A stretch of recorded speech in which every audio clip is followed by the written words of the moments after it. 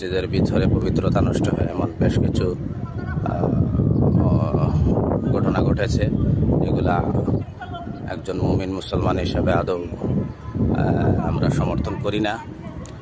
যতটুকু জানতে পেরেছি, এখানে খতিব রুহুল আমিন সাহেব কে কেন্দ্র করেই ঘটেছে।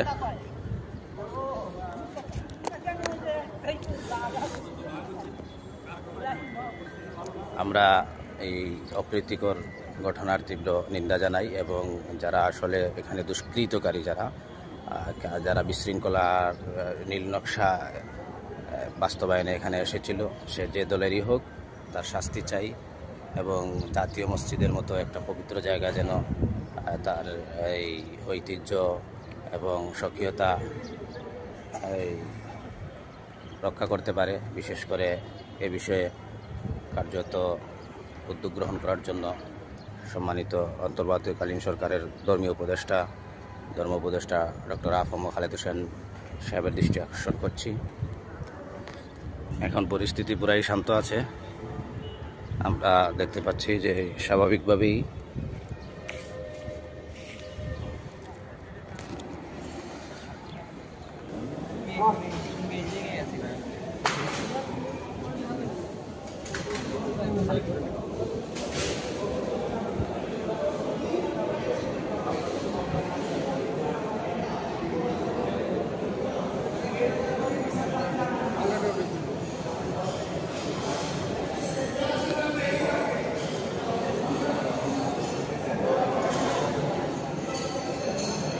দেখতে পাচ্ছি এখনো কিছু লোক এখানে রয়েছে।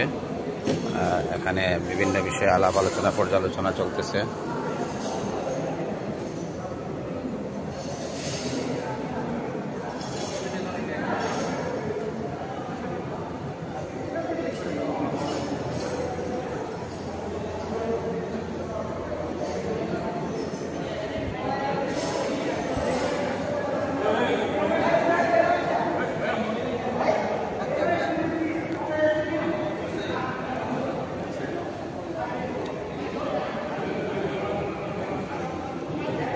সেই মিম্বর, এই মিম্বরের